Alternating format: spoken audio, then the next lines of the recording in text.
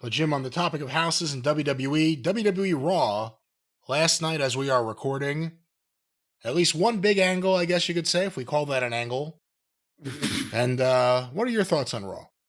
Well, again, they were in Springfield, Massachusetts, by the way, not John Cena's hometown, but home state, so close enough.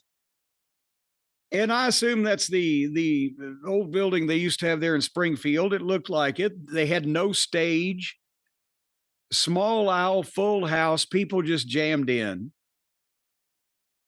And I did wonder, Brian, how did we ever do TV shows without drones? Back in the day, how did we do a show without a drone? Back then, the drones were the announcers. We would just drone on.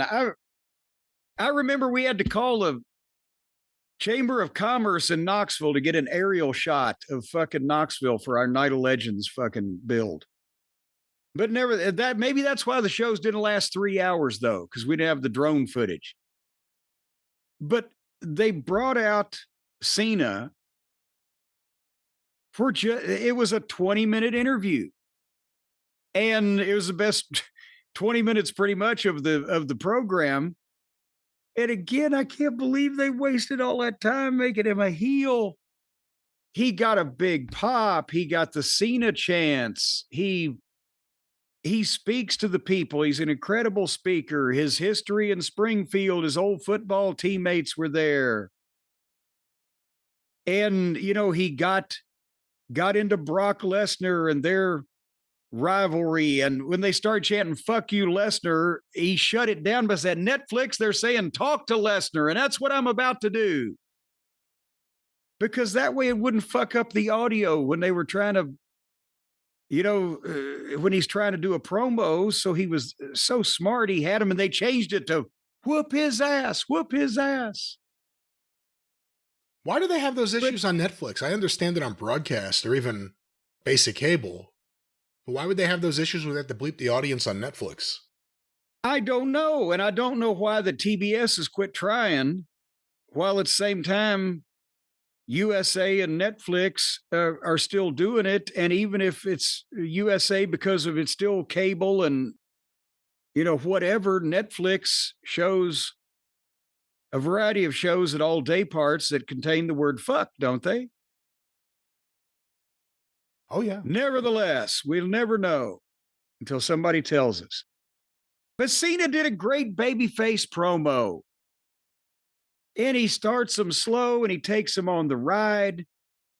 And then finally he fires up and he gives them the big one and the hustle and loyalty and respect. And the fans were with it every bit of the way.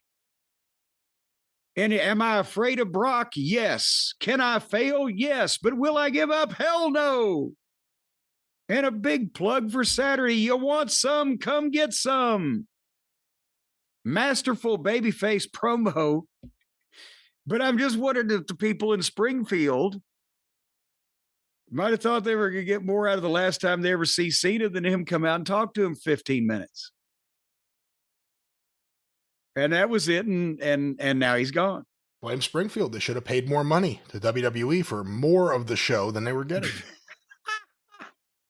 What do you think now when they get the next big crowd in? Are they going to, before they start the show, looky here. We've decided we're only going to give you half of it tonight. But if y'all come up with another $20 a head, we'll give you the whole thing right now. Get in your pocket. We have a brand new late arrival program. You pay us a few extra $100 and we'll give you any one seat in the house you want. And then they could pay to come back in. Everything's a money grab, but fans were so into him it made it work for me. It would have been maybe a little cheesy or something at times, but those fans, his hometown fans, were as into him as any fan base we've seen for the last year, I think.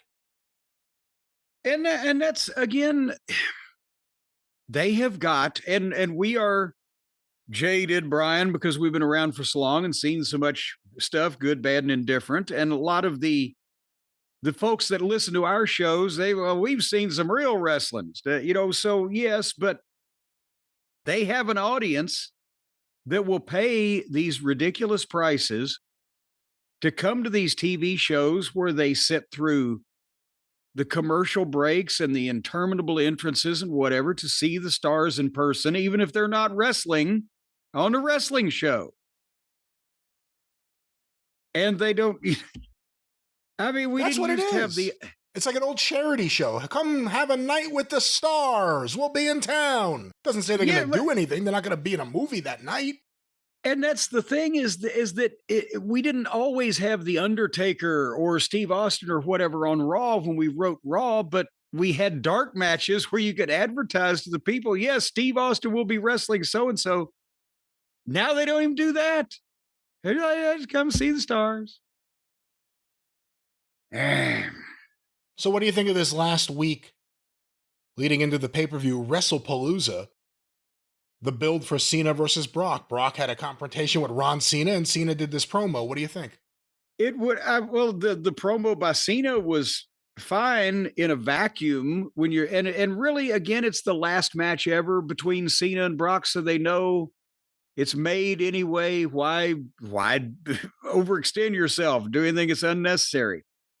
But instead of Brock playing with Ron Cena, I would have rather he just took 3 minutes and told us something about why he did what he did when he did it and what he's going to do on Saturday. I decided I had enough. I had all I could stand. I can't stand no more because you said or did this, Cena, and I'm going to be remembered as the all-time greatest, so I came out here and dropped you on your head. Any motivation that he had or what his purpose is on Saturday besides having the last match ever he's going to have with, you see what I'm saying? There's no fill in the blank as far as why Brock returned past he's going to beat up Cena and why he returned at that particular moment past they gave him a new contract and a bunch of money. They've missed the story. They're telling the story. They've been a rivalry for 25 years. What instigated the final chapter? Do you think we see The Rock and Cena together on WWE TV before Cena's retirement? The new skinnier Rock? Only if The Rock feels like he needs publicity out of something. You think it's best to just avoid the whole thing and pretend it didn't happen otherwise? Well, yes, because they already are. And that's what I'm thinking is that the only way that they would show Rock and Cena together at this point is if Rock came in and made them. Why else would you do it? Because obviously all the fans wanted to forget about it as quickly as they could, because they did as soon as John came out. You know what? Never mind. Okay. So why would you bring it back up? It's like, hey, honey, I fucked around on you with a goddamn, a Brazilian hooker last week. What'd you say, dear? Never mind, nothing. Why Brazil? Where did Brazil get implicated in this whole thing? Well, they've got good wax down there. I guess so. Well, Jim, obviously that wasn't the only thing you watched on Raw. What else did you see? Obviously. That's most obvious because it is time for the update in the saga of the battling Bickersons. Boy, I tell you, it's like the Cramdens and the Nortons just can't get along anymore. No, this is what's carrying the whole thing for me is Seth and Becky and Phil and AJ. And the mixed marriage tag team match. And again, this could have been shorter, but it also could have been other people and it would have been even worse. So I'll take what I can get. And the fans again, but as soon as Seth and Becky come out, before they even speak, the place is chanting CM Punk.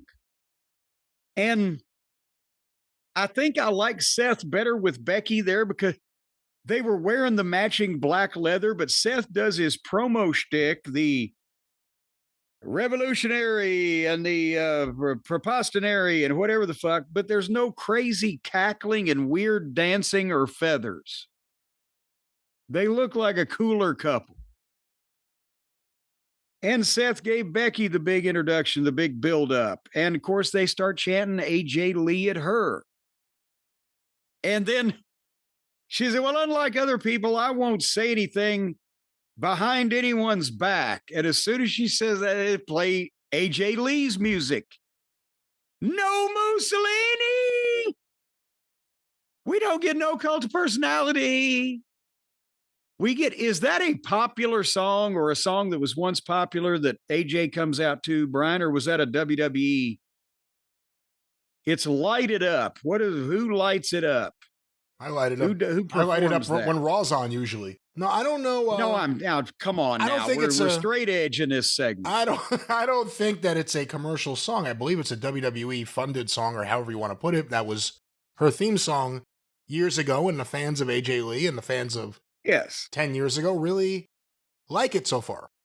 I thought that was what it was. Light It Up was a Taylor Swift thing, or was that Shake It Up or Light It Up? Shake it off.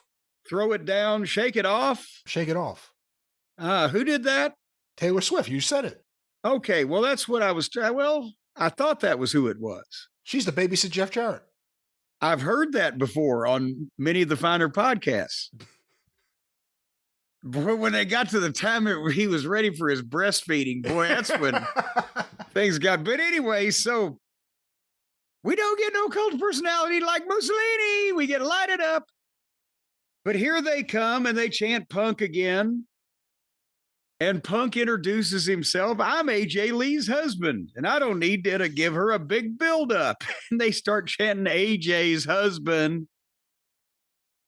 And I mean, you know, Punk was kind of sitting back in this one and smirking and throwing in a little line here every now and then, like, who's the team leader here? You know, like, look at you goofs. And AJ, goof, goof, goof. And he said, we had to listen to 2 crappy songs. I have no problem putting Cult of Personality on the shelf. And the whole meaning of the promo is you guys share one brain cell and a wardrobe, but can you share the spotlight? And they went back and forth for a long while. But finally, Seth told fucking Becky, or Seth told AJ, or Seth told Punk about AJ that, you know, you made a great decision in your personal life, but not in your professional life. It's a mistake you're going to regret. And Becky's asking AJ how she feels physically, you know, after 10 years. And Becky's a better heel promo than Seth is. And AJ then told Becky that she had a constipated face, and they chanted constipation. I wondered how far we could get them to go with these chant things. Boy, I'm glad I'm not. They will chant anything for anyone. They were literally repeating Seth Rollins' taglines to him. He's the heel. They sing his song, they say his taglines, and then they wait for the next person to come out, babyface or heel, so they can participate in that part of it. And I understand usually, they're paying a lot of money. They want to participate.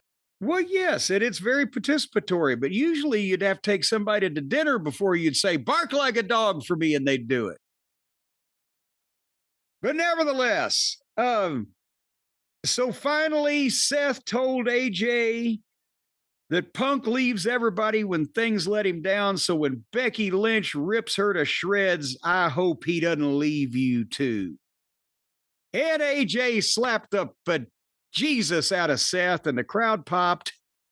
And Seth said, I never put my hands on a lady, but luckily I've got someone who will. As you remember, Punk said the same thing, and he turns to Becky, and Becky's standing there, and he gives her the Iggy, like, go on. She's standing there. And he's like, what the fuck? And they start arguing, and Becky's like, you got us into this, and she leaves the ring. So there was Seth's like, what the fuck? Punk starts chasing Seth.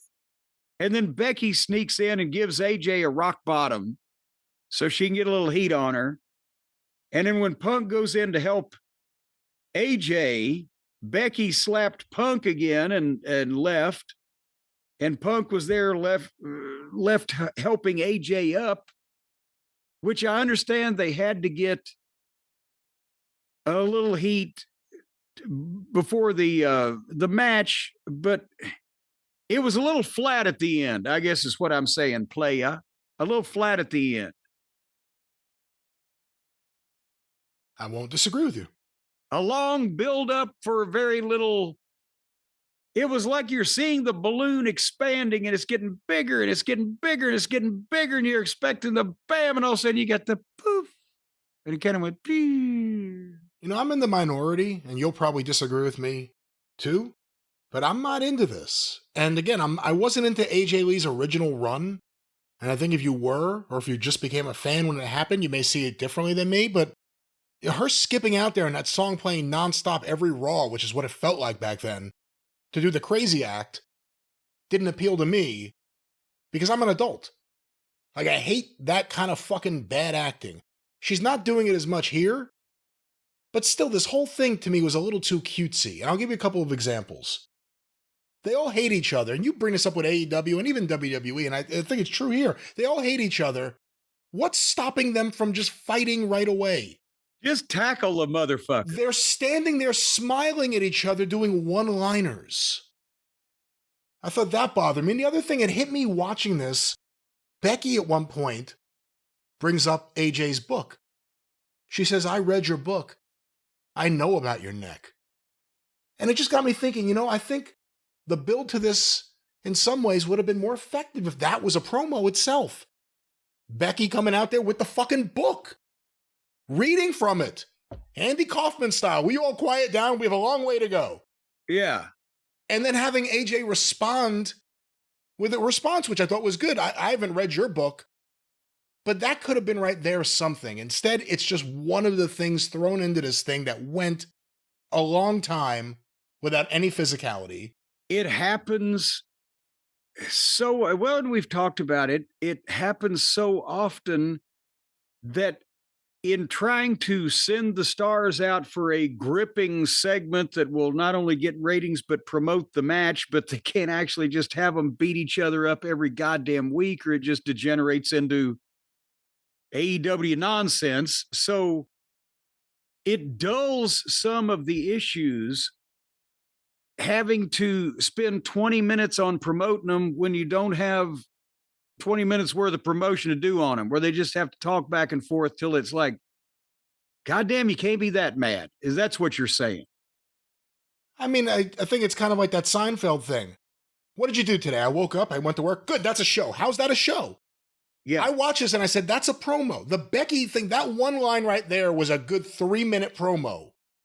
I guess they don't do those, so it doesn't really count. And then AJ's response was a separate promo. Like, this thing could have been broken up into several different things that may have been more enjoyable. They're all face-to-face. When you do promos to build up an event or a pay-per-view, people do their promos to talk you in. It's never face-to-face and then nothing really happens. What happened here? There was a little physicality at the end, and then Becky again kicks the shit out of Punk. This time he looked like he really was going to hit her. I believed it this time. And I was thinking maybe if he just reached out there. But here's the thing. That's the problem, is to keep the ratings and have the ability to, because I've been a promoter also in written television, and you got to have something to advertise. Sometimes they're advertising too much. So-and-so will be face-to-face with so-and-so, because you can't really advertise an angle, even though the kids misuse the terminology these days. You can't advertise an angle because that's a unadvertised, unscheduled, unscripted, real event that happens in the middle of the normal programming that we don't expect, right? But they have to be able to advertise something. They're sending people out there to kill time talking to each other. And in under the pretense of promoting the match, sometimes they take the bloom off of the match. I still want to see this thing because that's the angle to me. This is the personal issue that has got some oomph to it. But I sure wanted to see it more after last week when we just had the goddamn AJ Lee double-legger, had some fucking blows thrown, and out we go with everybody screaming and yelling rather than them standing here and discussing it for 20 minutes. Yeah, I agree. And if they wanted to do something like this, they should have given this more time. But again, it's a pay-per-view they threw in the middle of the pay-per-view schedule just to fuck with AEW. But I wish they had given this a little more time. You really think about it, she just returned last week, and they're going right to the pay-per-view. But they had to do an angle in between it, and it was this. And again, it had its moments, and it was fine. I agree with you about Becky and Seth both in the leather outfits. That looked great. That worked. They seemed like a sleazy couple in Queens. Hey, now the people in Queens are fine folks. They seemed like a sleazy couple renting out their apartment in Astoria. But no, I mean, but it was all right. But it went a long time, and yeah, you know, but that's the nature of the beast, I guess. They have to. Well, there was one other thing on Raw. Well, go ahead. Well, before you got there, I was gonna just bring up, Yeah. projections. Well, yes. Projecting the future is a big part of the future. Projections can be made. Well, what I'm saying is projections can be made, Jim. I could say, Jim, this big match is coming up, or perhaps we're going to talk about the match. The big game, the big, let's say, football game is coming up. Yes. Jim, do you have any projections for it?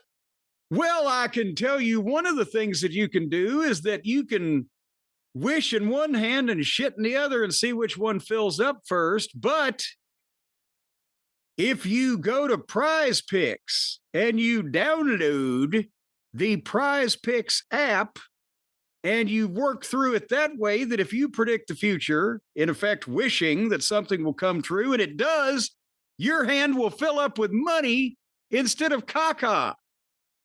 Because all you got to do is project. Just think hard, and those thought waves will go through the atmospheric continuum, folks.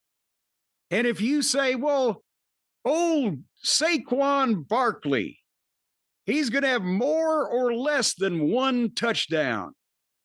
Or old Joe Burrow, get out of his way, because if he has more or less than 2.5 passing touchdowns, well, then you're going to win money. Oh. And if you know who these people are, it's even easier. Are you a big Joe Burrow fan, Jim?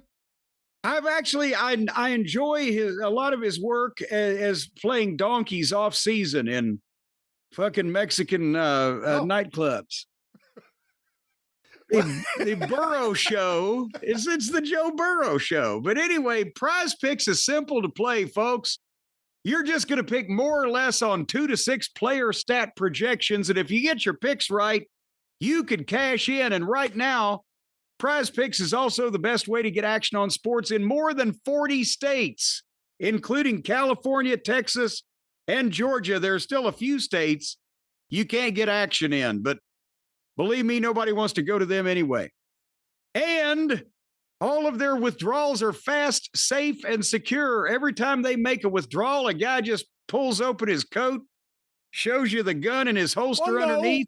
Again, certainly not. No, the withdrawal is done in and then he hands a note. The it says, give me all your money. Digital sense, the way that people can feel secure and that there is security and your money will be protected. Not a Power Town kind of situation, a PrizePicks situation. Oh, Jim, you hear that? That means more. Let's say it. Let's say more, man. Jim, more. Let's go. Here's a way you can win more, because if right now, if you download the PrizePicks app today and use the code JCE, you're going to get $50 in lineups after you play your first $5 lineups. That's 10 times. They're going to give you $50 to squander any way you see fit, as long as you play one measly little $5 lineup that squanders any way you see fit. So that's 10 to 1 with the code JCE. Let's not talk about squandering. And I guess, Jim, it's important to say this weekend, the max discount is Patrick Mahomes, 0.5 passing yards. Patrick Mahomes. Mahomes. Is he your Holmes? Mahomes. You know him? Patrick Mahomes. He's Mahomie. Patrick Mahomie. His dad was on the Mets. Why did that stop you? That shouldn't put you into because this is football we're talking about, right? His father was a baseball player. What kind of traitor is he to his fucking family lineage that he's goddamn turned his back on the pastoral profession of baseball to go out and be a fucking football player? Stabbed his father in the back. Because the son became a famous football player, they brought the dad back to the Mets Old Timers Day game a few years ago, even though he was kind of, he was there, but he wasn't a big star on the team. And then like a few weeks later, I think he got arrested for drunk driving. And I was like, I wonder if they would have brought him back after. But anyway, back to this. That was the cause of it, because he was still celebrating his return to prominence. But folks, right now, regardless of what Patrick does, I know what you need to do. Download the PrizePicks app. Use the code JCE. Get $50 in lineups after you play your first $5 lineup. Because at PrizePicks, it's good to be right. And it's even better to be rich. Once again, PrizePicks. Download the app. Promo code JCE. Get $50 in lineups when you play your first $5 lineup. Why did you say that like that, JCE? Tom Tele2. All right, we are back. There's so much happening, Jim. It's a packed show, as you could tell, based on just everything. People coming in and out, going everywhere. Yeah, I don't know what's happening, but I know we have a little more Raw to get to. Very little, because here's the main event was Bronson Reed and Braun Breaker against LA Knight and Jimmy Uso. And they had been teasing through the show. Jay was telling Jimmy, don't team with LA Knight. We got our match on Saturday. Don't worry about him. And Jimmy's been telling Jay, don't be telling me what to do. You're not wearing the Ula fella. And so they have the match. And I like the bronze. I want to see where this is going. Right before this, I had been interrupted by a phone call from someone from sunny New Jersey. When I went back to it, started watching the match, it started buffering again. The stream on Netflix, and I've not only been watching Netflix, I've been watching Raw, but also I watched that Charlie Sheen documentary on Netflix. I broke down and actually watched streaming for my own pleasure. How was it? I've been meaning to watch it. Well, he was really fucked up, but he's all right now. But boy, he had a lot of fun and made a lot of money fucked up. Was it well done? It was his fuck uppery? No, the actual documentary, the film. Yes, but he fucked up really good too. He fucked up about as good as you can fuck up. Hey, while you're on a string of watching documentaries on Netflix, there's a really, really, really good Devo documentary they just put up. Well, the problem is my relationship with Netflix has devolved, because when I went back, I started watching this match, it started buffering. And it would just freeze up, and the little circle, and it would say 25%, and then 50% or whatever. And it would start up again, and then it would go another minute, and blah, blah, blah. And I'm trying to watch this thing. And by the way, before anybody says, oh, Cornette, he's got shitty internet, my speed is 941 over 918. And if people know what that means, it's even more profound. So below me. I got all the speed they can give me, Captain. So finally, they hit simultaneous cold tags to LA Knight and Braun Breaker, and LA Knight made his comeback. But they stopped him, but he came out of that and hit the elbow drop off the top on Bronson Reed, and then Uso splashed him 1-2, and Braun Breaker saved. And LA Knight and Braun Breaker go over the top rope to the floor, and Uso does a dive on Bronson Reed, and then it started buffering again, and then it just stuck there. And I finally said, what the fuck? It has taken me almost 30 minutes to watch a fucking 10-minute match. And I read on the internet that after the bronze won, LA Knight speared Jey Uso. So he may be turning heel. Or did he spear him, or he blunt force trauma? He didn't spear him. He got up behind him with the chair, teasing he would do something. The fans started reacting. Jay turned around and saw him there. And then they had a moment of brotherhood. He put down the chair, and he came over, and they did the handshake. Everything was good. Brotherhood. He turns back around, Jay, to check on his brother Jimmy, and LA Knight spins him around and hits his... It's not exactly a stunner, and I forget what the real name is. The BFT, the blunt force trauma. There you go. That's his thing. Now, but again, Jay... Well, I would have watched that if Netflix hadn't had a prostate problem with their stream. But again, Jay hit LA Knight last week. So do you think it's as simple as LA Knight's turning heel? And by the way, thinking about it makes me think it should happen. Maybe it'll heat him up. Or do you think it's just they're going back and forth doing it to each other? Well, because Jay didn't hit him on purpose last week. So if he hit him on purpose, he who him, he, too many pronouns, pal. If LA Knight hit Jay on purpose, then he's being an asshole about it. That's the way I think, for heaven's sake. You got to have some kind of pride. But yes, you're right, because the babyface side is crowded. And poor LA Knight, as much as people have liked him, has not been able to let them get him in that mix. So maybe as a heel, this might be some upward momentum. And you saw a lot of him, or at least more than me, before he was LA Knight when he was Eli Drake. Was he a babyface or was he a heel? He was a heel, right? No, he was a heel. Yeah. He was a heel, and because he had the promo, and he had that attitude that remember LA Knight, the megastar, before the people started getting behind him in the WWE, was a heel, was he not? And because he was, yeah. Yes, he's got that natural cockiness, blah, blah, blah, that then people started getting with, but they just didn't have time to get with it in TNA, at least at the time that I was there with him, they hadn't. Well, that was WWE Raw. And it's all going to be streaming pretty soon. And how are we at the mercy now of if they decide to goddamn buffer us or not? I never liked them buffers, Michael or his brother, either one. Here's a question for you. Do you think they did a good job, or have they done a good job so far in the shows you've watched recently of explaining the ESPN app and how to get it, and let alone the cost of it? But have they done a good job? Because it feels like they've rushed right into this pay-per-view. I wonder if there's going to be any kind of hit because of people not being acclimated with the app. They've done a great job of telling people it's going to be on this thing. I don't know if they've done a wonderful job of telling people how to get it if they don't have it, or what the fuck to do with it. And I'm the wrong person to ask, because I don't know what to do with any fucking app. But again, just go back to the Powertown USA conversation. Something that didn't exist before last month that's now going to be carrying these major fucking events. I would think there's probably going to be some issues either with the service or with people trying to figure out what service it is, and or how they get it, and or whether they have to pay for it. Stacy says, and she is the expert in this house, that our Spectrum cable, we already get this thing without having to sign up or pay extra or whatever. It's going to be installed on my TV room TV so I can operate it, hopefully.